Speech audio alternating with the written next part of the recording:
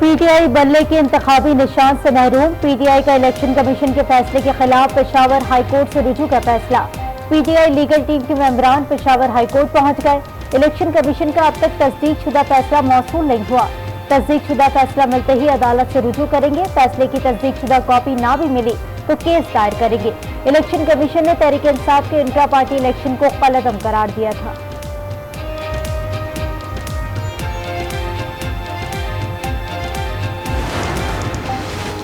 PTI के तमाम ओहदे भी कलअदम हो गए हैं। ओहदेदारों को कोई कानूनी हैसियत नहीं। इंट्रा पार्टी इलेक्शन कहां हो रहे हैं ये नहीं पता था। पीटीआई के बानी, अराकीन और दीगर रहनुमाओं को इकट्ठा करेंगे। अकबर एस बाबर का रद्द-ए-अमल। साबिक सेक्रेटरी इलेक्शन कमीशन कुंवर दिलशाद ने आज न्यूज से गुफ्तगू में कहा, इलेक्शन कमीशन ने इंतखाबी निशान वापस लिया तो पीटीआई की पार्टी रजिस्ट्रेशन भी खत्म हो गई। अब इलेक्शन कमीशन के पास पीटीआई की रजिस्ट्रेशन नहीं है।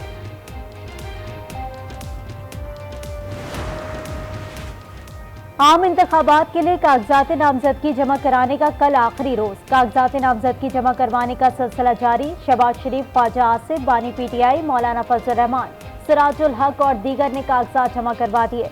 तर्जुमान मौशी उमूर पीटीआई मुजम्मिल असलम ने NA 241 से कागजात नामजदगी जमा करवाए। कागजात नामजदगी की जांच पड़ताल 25 से 30 दिसंबर तक होगी। रिटर्निंग अफसर के फैसलों के खिलाफ अपील 3 जनवरी तक दायर होगी। लाहौर में स्मॉग एक बार फिर बढ़ने लगी। एयर क्वालिटी इंडेक्स 267 पर पहुंच गया। आसमान पर छाए गर्दो गुबार के बादलों ने शहरियों को मुख्तलिफ अमराज में मुब्तला कर दिया। लाहौर समेत पंजाब के मुख्तलिफ शहरों में धुंध के डेरे, हद्दे निगाह इंतहाई कम, मुसाफिरों को मुश्किलात का सामना। मुल्क भर में सर्दी की लहर में इजाफा। लाहौर में सुबह सवेरे बूंदाबांदी। पेशावर, बनू और मालाकड़ में हल्की बारिश से सर्दी बढ़ गई। चित्राल, स्वात, शांगला, बिटग्राम, एबटाबाद में बारिश मुतवक्के। हुंजा में दर्ज हरारत -3 रिकॉर्ड। बलाई खैबर पख्तूनख्वा में बर्फबारी का इम्कान।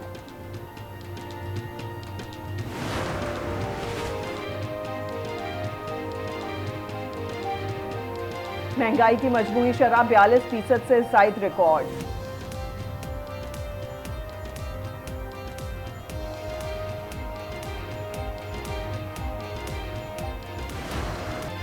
नॉन फाइलर चोर है, मईशत पर बोझ है। शहरियों का रद्द-ए-अमल, कहते हैं फाइलर बनना चाहिए और मुल्क की तरक्की के लिए किरदार अदा करना चाहिए। हुकूमत फाइलर बनने के लिए सहूलियात की फराहमी पर तवज्जो दे। CTD की चिन्योट में कार्रवाई। हसास इदारे के दफ्तर पर हमले और 50 अफराद का कातिल साथी समेत मारा गया। दहशतगर्दों के ठिकाने से गोला बारूद और जदीद असलहा बरामद। दहशतगर्द के सर की कीमत 50 लाख रुपए मुकर्रर थी। गजनफर नदीम 2011 से मफरूर था।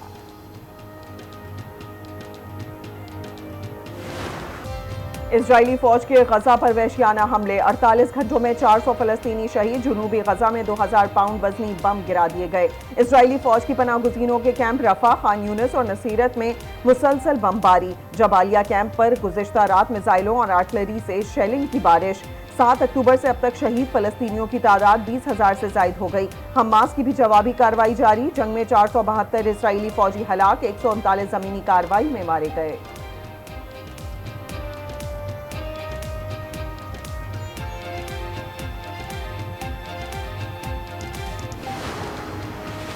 अक़वाम मुत्तहिदा की सलामती काउंसिल जंग रुकवाने में नाकाम। 4 दिन की बैठक के बाद सलामती काउंसिल ने बिला आखिर गजा में फलाही इमदाद की फराहमी की करारदाद मंजूर कर ली। करारदाद में गजा में फौरी जंगबंदी का जिक्र मौजूद नहीं। 13 अरकान ने करारदाद के हक में वोट दिया। रूस और अमरीका ने वोट नहीं डाला। अमरीका ने करारदाद को मजबूत पेशरफ्त करार दिया। हमास ने गजा में इमदाद से मुतालिक अक़वाम मुत्तहिदा की करारदाद नाकाफी करार दे दी। कहा, UN करारदाद गजा में होने वाले नुकसानात का अजाला नहीं कर सकती। फलस्तीनी सफीर ने कहा, करारदाद दुरुस्त सिमत की जानिब कदम है। करारदाद पर अमल दरामद और फौरी जंगबंदी के लिए दबाव डाला जाना चाहिए।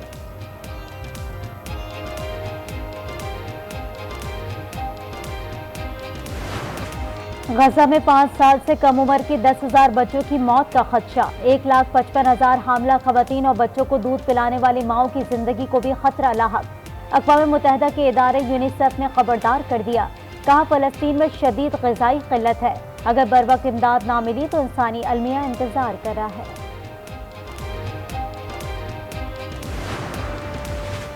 साइफर को बुनियाद बनाकर माजी की हुकूमत ने सियासत की, जलसों में तकारीर की गई। मलिक अहमद खान की तनकीद, कहा तहरीक इंसाफ को बंद लिफाफे से बहुत रगबत है, लिफाफे में चाहे 190 मिलियन पाउंड हो या बंद लिफाफे से असेंबली तोड़ दें।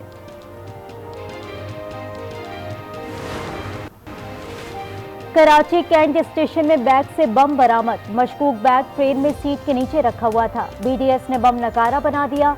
बम 5 किलो वजनी था। रेलवे पुलिस के मुताबिक धमाका खेज मवाद अवाम एक्सप्रेस में रखा गया था। इंचार्ज सीटीडी राजा उमर खिताब ने कहा, बम किसी करीबी स्टेशन से रखा गया था।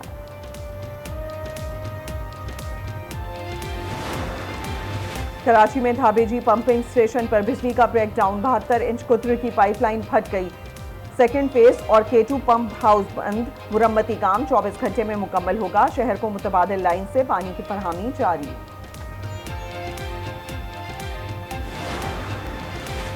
गैर कानूनी मुकीम गैर मुल्कियों की वतन वापसी का सिलसिला जारी। गुज़िश्ता रोज 1562 अफगान शहरी अपने वतन वापस चले गए। अब तक मजमूई तौर पर 4,44,938 अफगान शहरी अपने मुल्क वापस जा चुके। पाक हज मोबाइल ऐप का इजरा, हज ऑपरेशन डिजिटलाइज कर दिया गया। वजारत इंफॉर्मेशन टेक्नोलॉजी और टेलीकम्युनिकेशन ने रिकॉर्ड मुद्दत में एप्लीकेशन बना ली। आज़मीन के लिए हज की दरखास्त, मनासिक की अदायगी, वापसी तक तमाम मालूमात ऐप में शामिल। अमरीकी सुप्रीम कोर्ट का ट्रंप के इस्तिस्ना से मुतालिक केस की तेज तर समाअत से इनकार। 2020 के इलेक्शन में साबिक सदर की मुबैना मुदाखलत का मुकदमा इल्तवा का शिकार। स्पेशल कौंसल जैक स्मिथ ने इस्तिस्ना से मुतालिक मुकदमे को तरजीही बुनियाद पर निपटाने की दरख्वास्त की थी। अमरीका की आला तरीन अदालत ने यह दरख्वास्त बगैर वजह बताए मुस्तरद कर दी।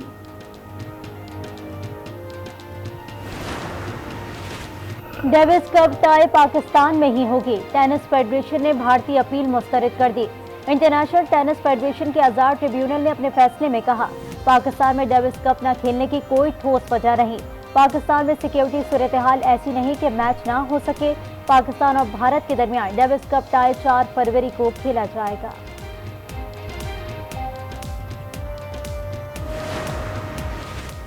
ऑस्ट्रेलिया में पाकिस्तान टीम फिटनेस मसाइल से दो चार। खुर्रम शहजाद के बाद स्पिनर नौमान अली भी टेस्ट सीरीज से बाहर। नौमान अली का मेलबर्न अस्पताल में अपेंडिक्स का ऑपरेशन, डॉक्टर्स का नौमान अली को मुकम्मल आराम का मशवरा।